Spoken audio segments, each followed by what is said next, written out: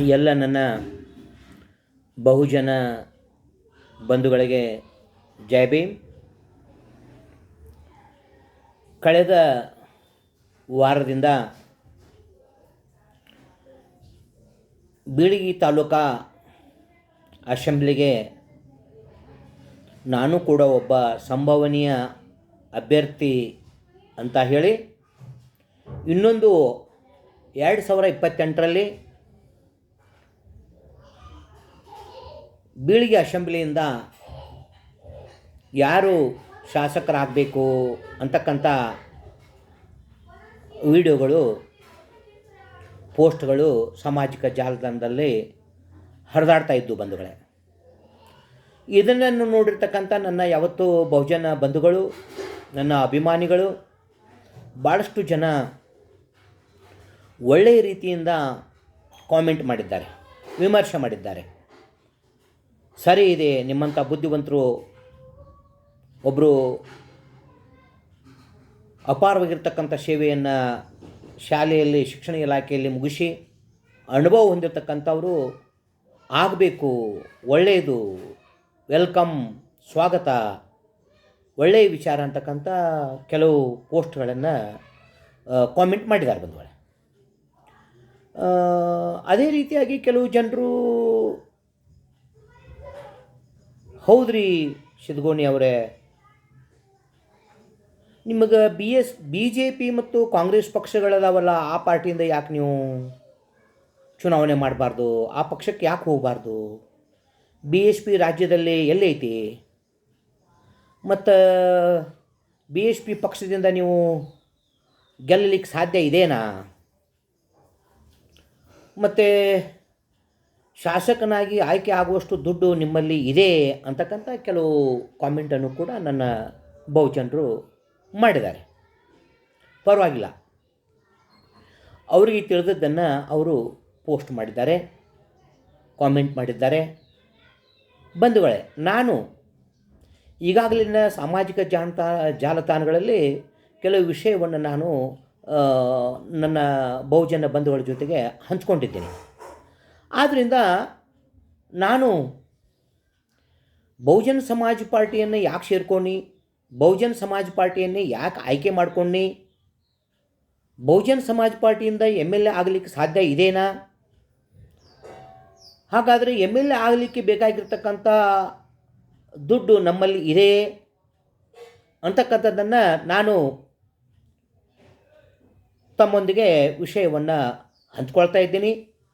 ಬಂಧುಗಳೇ, ಆದಷ್ಟು ಯಾರು ನನ್ನ ಕೆಲವು ಎಪಿಸೋಡ್ಗಳನ್ನು, ನನ್ನ ಕೆಲವೊಂದಿಷ್ಟು ವಿಡಿಯೋಗಳನ್ನು, ನನ್ನ ಮಾತನ್ನು ಕೇಳಲಿಕ್ಕೆ ಅಭಿರುಚಿ ಇರ್ತಕ್ಕಂಥವರು ಯಾರು ಇನ್ನೂ ಸಬ್ಸ್ಕ್ರೈಬ್ ಮಾಡ್ಕೊಂಡಿಲ್ಲ, ಸಬ್ಸ್ಕ್ರೈಬ್ ಮಾಡಿರಿ, ಲೈಕ್ ಮಾಡಿರಿ, ಶೇರ್ ಮಾಡಿರಿ ಅಂತ ಹೇಳ್ತಾ, ನಾನು ಯಾಕೆ ಇವತ್ತು ಏನಪ್ಪ ಅಂತಂದರೆ BSPಯಿಂದ MLA ಆಗಲಿಕ್ಕೆ ಸಾಧ್ಯವೇ, ನೀವು MLA ಆಗುತ್ತೀರಾ ಅಂತಕ್ಕಂಥ ಭಾಳಷ್ಟು ಪ್ರಶ್ನೆಗಳನ್ನು ಏನಪ್ಪ ಅಂತಂದರೆ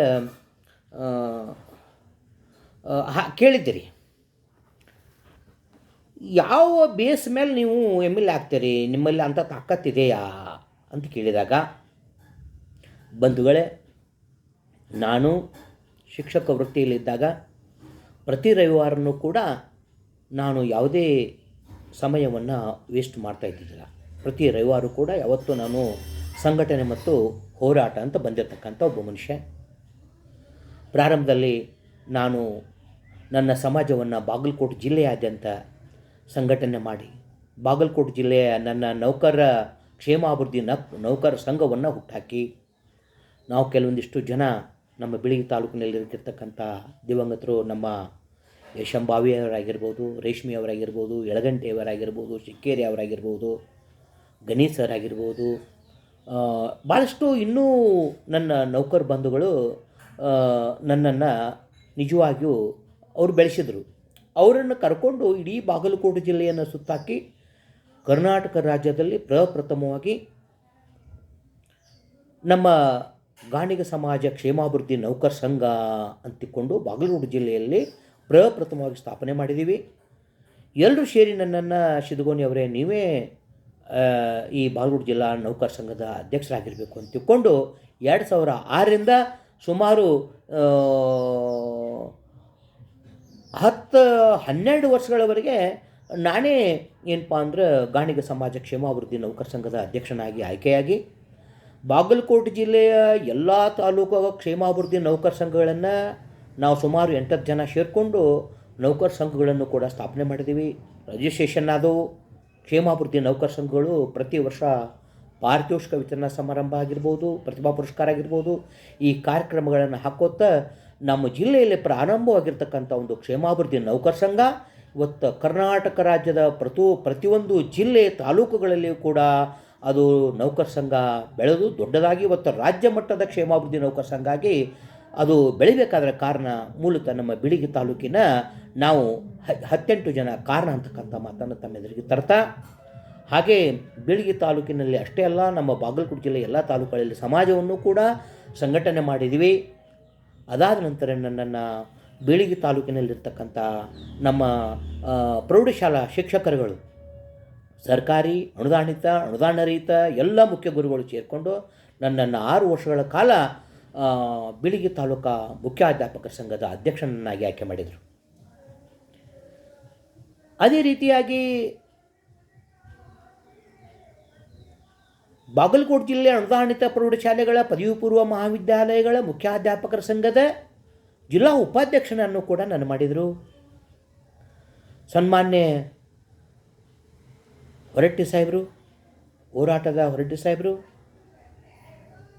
ನನ್ನ ವೃತ್ತಿ ಜೀವನದಲ್ಲಿ ಒಂದು ಘಟನೆ ಸಂಭವಿಸಿತು. ನನಗೆ ಪುನರ್ಜನ್ಮವನ್ನು ನೀಡಿರ್ತಕ್ಕಂಥವರು ನಮ್ಮ ಬಸವರಾಜ್ ಹೊರಟ್ಟಿ ಸಾಹೇಬರು. ಅವರ ಮಾಧ್ಯಮಿಕ ಶಾಲಾ ನೌಕರ ಸಂಘದ ಜಿಲ್ಲಾ ಪ್ರಧಾನ ಕಾರ್ಯದರ್ಶಿಯಾಗಿ 5-6 ವರ್ಷ ನಾನು ಕೆಲಸ ಮಾಡಿದ್ದೀನಿ. ಸಹ ಶಿಕ್ಷಕರ ಸಂಘದಲ್ಲಿ ಕೆಲಸ ಮಾಡಿದ್ದೀನಿ. ಅದೇ ರೀತಿಯಾಗಿ ಬಾಗಲಕೋಟೆ ಜಿಲ್ಲೆ SC ST OBC ನೌಕರರ ಮೀಸಲಾತಿ ರಕ್ಷಣಾ ವೇದಿಕೆ ಸಂಚಾಲಕನಾಗಿ 10 ವರ್ಷ ಕೆಲಸ ಮಾಡಿದ್ದೀನಿ ಬಂಧುಗಳೇ ನಾನು. ಆದ್ದರಿಂದ ಅಷ್ಟೇ ಅಲ್ಲದೆ ನಾನು ನನ್ನ ವೃತ್ತಿಗೆ ಸ್ವಯಂ ನಿವೃತ್ತಿ ನೀಡಿದ ನಂತರ ಡಾಕ್ಟರ್ ಬಾಬಾ ಸಾಹೇಬ್ ಭೀಮರಾವ್ ಅಂಬೇಡ್ಕರ್ ಅವರ ಚಳವಳಿಯನ್ನು ಅಧ್ಯಯನ ಮಾಡಿದ್ದರಿಂದ ನಾನು ಬಾಗಲಕೋಟೆ ಜಿಲ್ಲಾ ಲೋಕಸಭೆಗೆ ಅಭ್ಯರ್ಥಿ ಆಗಬೇಕು ಅಂತ ತಿಳ್ಕೊಂಡು ಅಂಬೇಡ್ಕರ್ ವಾದಿಗಳು ಬಹುಜನ ಸಮಾಜ ಪಾರ್ಟಿಯವರು ನನಗೆ ಲೋಕಸಭೆ ಬಿ ಫಾರ್ಮನ್ನು ಕೊಟ್ಟರು. ನಾಮಿನೇಷನ್ ಮಾಡಿದೆ. 6 ದಿನ 6 ಸಂತೆಗಳಿಗೆ, ಗುರುವಾರ ಜಮಖಂಡಿ ಸಂತೆ, ಶುಕ್ರವಾರ ಮುಧೋಳ ಸಂತೆ, ಶನಿವಾರ ಬಿಳಿಗಿ ಸಂತೆ, ರವಿವಾರ ಗಲಗಲಿ ಸಂತೆ, ಮಂಗಳವಾರ ಕೆರೂರು ಸಂತೆ, ಈ ರೀತಿಯಾಗಿ 6 ತಾಲೂಕುಗಳಲ್ಲಿ 6 ಸಂತೆಗಳಲ್ಲಿ 6 ದಿನ ಅಡ್ಡಾಡಿ 4,997 ಊಟನ್ನು ನಾನು ತಗೊಂಡಿದ್ದರ ಪ್ರಯುಕ್ತವಾಗಿ ಇಂದು ನನ್ನನ್ನು ಬಹುಜನ ಸಮಾಜ ಪಾರ್ಟಿ ರಾಜ್ಯ ಪ್ರಧಾನ ಕಾರ್ಯದರ್ಶಿಯನ್ನಾಗಿ ಮಾಡಿದೆ ಬಂಧುಗಳೇ. ಯಾಕೆಲ್ಲ ಈ ಮಾತನ್ನು ಹೇಳಿಕತ್ತೀನಿ ಅಂತಂದರೆ, ನಾನು ಬೆಳೆದು ಬಂದು ದಾರಿ ಏನು, ನನ್ನ ಹಿಂದೆ ಎಷ್ಟು ಜನ ಇದೆ, ನಾನು ಎಷ್ಟು ಕೆಲಸ ಮಾಡಿದ್ದೀನಿ ಅನ್ನೋದನ್ನು ನನ್ನ ಬಿಳಿಗಿ ತಾಲೂಕಿನಲ್ಲ, ನನ್ನ ಜಿಲ್ಲೆಯ ಎಲ್ಲ ನನ್ನ ಬಂಧು ಬಾಂಧವರಿಗೆ ಮತ್ತು ನನ್ನ ಎಲ್ಲ ಬಹುಜನ ಬಂಧುಗಳಿಗೆ ತಿಳಿಬೇಕಾಗಿದೆ. ಕರ್ನಾಟಕ ರಾಜ್ಯದಲ್ಲಿ ಕಾಂಗ್ರೆಸ್ BJPಯಲ್ಲಿ ತಾಲೂಕಾ ಜಿಲ್ಲಾ ಪದಾಧಿಕಾರಿಗಳ ಹುದ್ದೆ ನಾನು ಜಿಲ್ಲಾ ಅಧ್ಯಕ್ಷ, ತಾಲೂಕಾ ಅಧ್ಯಕ್ಷ ಆಗಬೇಕಂದ್ರೆ ಸಾಕಷ್ಟು ದುಡ್ಡನ್ನು ಕೊಟ್ಟಾಗ ಮಾತ್ರ ಅವರು ತಾಲೂಕಾ ಜಿಲ್ಲಾ ಅಧ್ಯಕ್ಷರನ್ನಾಗಿ ಮಾಡ್ತಾಯಿದ್ದಾರೆ. ರಾಜ್ಯಾಧ್ಯಕ್ಷ ಆಗಬೇಕಂದ್ರೆ ಕೋಟ್ಯಾಂತರ ದುಡ್ಡನ್ನು ವ್ಯಯ ಮಾಡಬೇಕು. ಹಾಗೆ MLA MP ಟಿಕೆಟ್ ಕೊಡಬೇಕಂದ್ರೆ 10 ಕೋಟಿ 20 ಕೋಟಿ 40 ಕೋಟಿ ಗಟ್ಟಲೆ ಅಲ್ಲಿ ಡಿಮಾಂಡ್ ಇದೆ.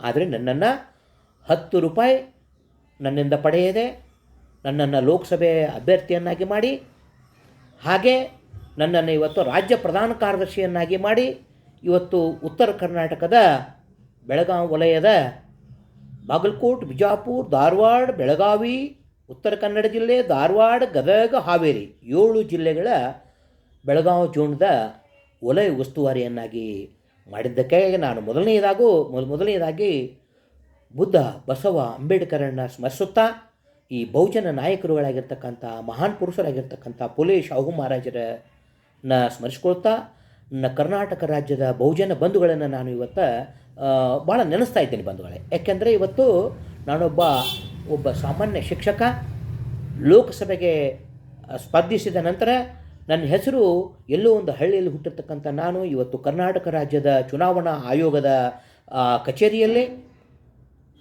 ಭಾರತ ಸರ್ಕಾರದ ಲೋಕಸಭೆಯ ಕಚೇರಿಯಲ್ಲೇ ಇವತ್ತು ಎಂ ಬಿ ಶಿದಗೋಣಿ ಲೋಕಸಭಾ ಅಭ್ಯರ್ಥಿ ಸಾಕೀನ್ ಬೆಳಗಿ ತಾಲೂಕಾ ಕುಂದ್ರಿ ಊರಣ್ಣವರು ಅನ್ನೋದು ಇವತ್ತು ದೇಶದ ಪ್ರಮುಖ ಕಚೇರಿಗಳಲ್ಲಿ ಗೊತ್ತು ಮಾಡಿಕೊಡ್ಲಿಕ್ಕೆ ಕಾರಣ ಇವತ್ತು ಕರ್ನಾಟಕ ರಾಜ್ಯದ ಎಲ್ಲ ಅಂಬೇಡ್ಕರ್ವಾದಿಗಳು, ಎಲ್ಲ ನನ್ನ ದಲಿತ ಸಂಘಟನೆಗಳ ಮುಖಂಡರುಗಳು, SC ST ನೌಕರ ಸಂಘದ ಮುಖಂಡರುಗಳಿಗೆ ಹಾಗೂ ನಾನು ಬಹುಜನ್ ಸಮಾಜ್ ಪಾರ್ಟಿ ಎಲ್ಲ ನನ್ನ ನಾಯಕರುಗಳಿಗೂ ಕೂಡ ನಾನು ಭಾಳಷ್ಟು ಚಿರಋಣಿಯಾಗಿರುತ್ತೇನೆ ಬಂಧುಗಳೇ.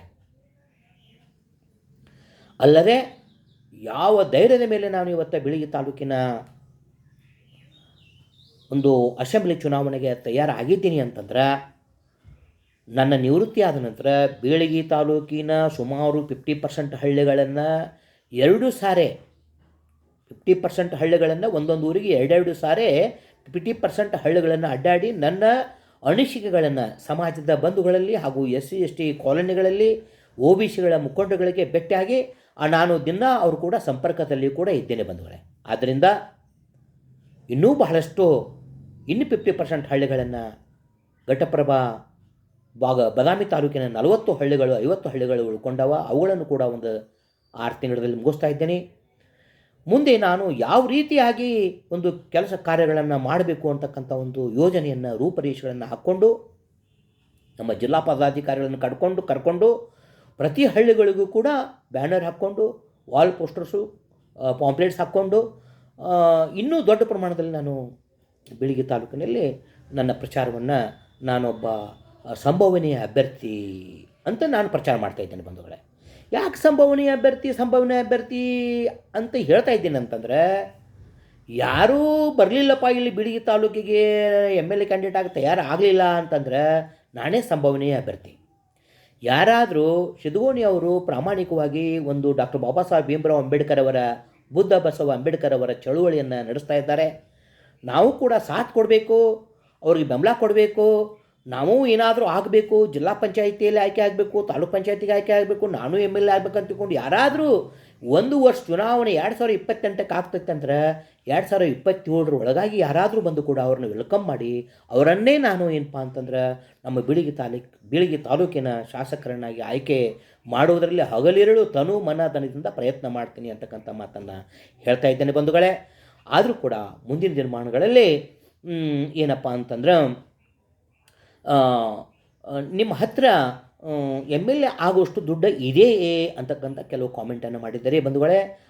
ಅಷ್ಟು ನಾನು ಯಾವ ರೀತಿಯಾಗಿ ಚುನಾವಣೆಯನ್ನು ಮಾಡ್ತೀನಿ ಮತ್ತು ಯಾವ ರೀತಿಯಾಗಿ ದುಡ್ಡನ್ನು ಮೊಲಾಯಿಗೆ ಮಾಡ್ತೀನಿ ಅಥವಾ ಜನರನ್ನು ಏನಪ್ಪ ಅಂತಾರೆ, ಕೆಲವು ಸಾರಿ ಏನಾಗಿರ್ತೈತೆ ಅಂದರೆ ದುಡ್ಡಿಗೆ ಮಹತ್ವ ಕೊಡೋಂಗಲ್ಲ. ಇವತ್ತು ಸಂವಿಧಾನ ಈ ದೇಶಕ್ಕೆ ಸುಪ್ರೀಮು, ಪ್ರಜಾಪ್ರಭುತ್ವ ಸುಪ್ರೀಮು. ಜನರುಗಳು ನೂರಾರು ಸಾವಿರಾರು ಸಮಸ್ಯೆಗಳ ಸುಳಿಯಲ್ಲಿ ಸಿಕ್ಕೊಂಡು ಒದ್ದಾಡ್ತಾ ಇದ್ದಾರೆ ದೇಶದಲ್ಲಿ. ನಮ್ಮ ತಾಲೂಕಿನಲ್ಲೂ ಸಾಕಷ್ಟು ಸಮಸ್ಯೆಗಳಿವೆ. ಆದರೆ ಇವತ್ತು 68-70 ವರ್ಷ ಆದರೂ ಕೂಡ ಕಾಂಗ್ರೆಸ್ BJP ಅವರು ಬರೀ ಏನಪ್ಪ ಅಂತಂದರೆ ಕೆಲವೊಂದಿಷ್ಟು ತಮ್ಮದೇ ಆಗಿರ್ತಕ್ಕಂಥ ವಿಚಾರಗಳನ್ನು ಹೇಳ್ತಾ ಹೊಂಟಿದ್ದಾರೆ. ಆದರೆ ಸಂವಿಧಾನದಲ್ಲಿ ಇವತ್ತು ಏನಪ್ಪ ಅಂತಂದ್ರೆ 1600 SC ಜಾತಿಗಳಿಗೆ ಏನು ಪಾಲ ಇದೆ, ಬಾಬಾ ಸಾಹೇಬ್ ಅಂಬೇಡ್ಕರ್ ಅವರು ಅವರಿಗಾಗಿ ಏನು ಪಾಲ ಮಾಡಿಟ್ಟಾರ. 1000 ST ಜಾತಿಗಳಿವೆ, ಅವರಿಗೆ ಈ ಸಂವಿಧಾನದಲ್ಲಿ ಬಾಬಾ ಸಾಹೇಬ್ ಅಂಬೇಡ್ಕರ್ ಅವರು ಏನು ಪಾಲು ಮಾಡಿಟ್ಟಿದ್ದಾರೆ. ಹಾಗೆ ಅದೇ ರೀತಿಯಾಗಿ ಶಿದಗೋಣಿ ಅವರು ಏನಪ್ಪ ತಲೆ ಕೆಟ್ಟತ್ತೇನೆ ಇವ್ರದ್ದು, ಬರೀ SC ST OBC ಅಂಬೇಡ್ಕರು ಬರೀ ಇದ್ರಾಗ ಹೊಂಟಾರಲ್ಲ ಏನು ಅಂತಕೊಂಡು ಕೆಲವಷ್ಟು ಮಂದಿದು ಭಾಳ ನಮ್ಮ ಬಗ್ಗೆ ಸರಿ ಇಲ್ಲ ವಿಚಾರಗಳನ್ನು. ಯಾಕಂದರೆ OBCಗಳೇ ಭಾಳಷ್ಟು ನನ್ನನ್ನು ವಿರೋಧಿಸ್ತಾ ಇದ್ದಾರೆ ಕೆಲವಷ್ಟು ಜನ. ಪಾಪ ಅವ್ರಿಗೇನು ಗೊತ್ತಿಲ್ಲ OBCಗಳಂದ್ರೆ ಯಾರು. OBCಗಳ ಸಂವಿಧಾನದಲ್ಲಿ ಅಂಬೇಡ್ಕರ್ ಅವರು ಅವರಿಗಾಗಿ ಏನು ಪಾಲ ಮಾಡಿಟ್ಟಾರ, ಮೀಸಲಾತಿ ಅಂದರೆ ಏನು, OBCಗಳಿಗೆ ಮೀಸಲಾತಿ 1992 ತನಕ 45 ವರ್ಷಗಳವರೆಗೆ ಕಾಂಗ್ರೆಸ್ ಪಕ್ಷಕ್ಕೆ OBCಗಳಾಗಿರ್ತಕ್ಕಂಥ ಕುರುಬರು, ಕಂಬಾರು, ಬಡಗೇರು, ಗಾಣಿಗೇರು, ಹಡಪದಾರು, ಅಗಸರು, ಮಡವಾಳರು, ನೇಕಾರು, ಕ್ಷತ್ರಿಯ, ಹೂಗಾರ್, ರೆಡ್ಡೀಸ್, ಪಂಚಮಸಾಲಿ ಹಿಂಗೆ ಸುಮಾರು 3743 ಜಾತಿಗಳಿಗೆ ಬಾಬಾ ಸಾಹೇಬ್ ಅಂಬೇಡ್ಕರ್ ಅವರು article 16 class 4, article 15 class 4, article 330, article 31 ಪ್ರಕಾರ, ಆರ್ಟಿಕಲ್ 340, ಆರ್ಟಿಕಲ್ 341 ಪ್ರಕಾರ ಸಂವಿಧಾನದಲ್ಲಿ ಒ ಬಿ ಸಿಗಳಿಗೆ ಏನು ಪಾಲ ಐತೆ ಅಂತ ತಿಳ್ಕೊಂಡು ಒ ಬಿ ಸಿಗಳಿಗೆ ಗೊತ್ತಿಲ್ಲ. ನಾನು ಸಾಮಾನ್ಯವಾಗಿ ಭಾಳಷ್ಟು 28 ವರ್ಷಗಳವರೆಗೆ ನಾನು ಭಾಳಷ್ಟು ಡಾಕ್ಟರ್ ಬಾಬಾ ಸಾಹೇಬ್ ಅಂಬೇಡ್ಕರ್ ಅವರ ಬುಕ್ಗಳನ್ನು ಅಧ್ಯಯನ ಮಾಡಿ, ಸಂವಿಧಾನವನ್ನು ಅಧ್ಯಯನ ಮಾಡಿ, ಬಸವಣ್ಣವರನ್ನು ತಿಳ್ಕೊಂಡು, ಹಾಗೆ ಬುದ್ಧನನ್ನು ತಿಳ್ಕೊಂಡು ಒಂದು ತೀರ್ಮಾನಕ್ಕೆ ಬಂದು ಡಾಕ್ಟರ್ ಬಾಬಾ ಸಾಹೇಬ್ ಅಂಬೇಡ್ಕರ್ ಸಂವಿಧಾನದಲ್ಲಿ ಇವತ್ತು 1600 ಎಸ್ ಟಿ ಜಾತಿಗಳ ಪಾಲ ಏನಿದೆ, 1000 ಎಸ್ ಟಿ ಜಾತಿಗಳ ಪಾಲ ಏನಿದೆ, ಒ ಬಿ ಸಿಗಳ 3743 ಒ ಬಿ ಸಿಗಳ ಜಾತಿಯ ಪಾಲ ಏನೇ ಇದೆ, 1992 ತನಕ 45 ವರ್ಷಗಳವರೆಗೆ ಈ ಒ ಬಿ ಸಿಗಳಿಗೆ ಪ್ರವರ್ಗ 1, 2A 2B, 3B ಯಾಕೆ ಸಿಗಲಿಲ್ಲ? 45 ವರ್ಷ ಇವರೆಲ್ಲ ಕಾಂಗ್ರೆಸ್ ಪಕ್ಷಕ್ಕೆ ಓಟ್ ಹಾಕ್ತಾನೆ ಬಂದಿದ್ದಾರಲ್ಲ.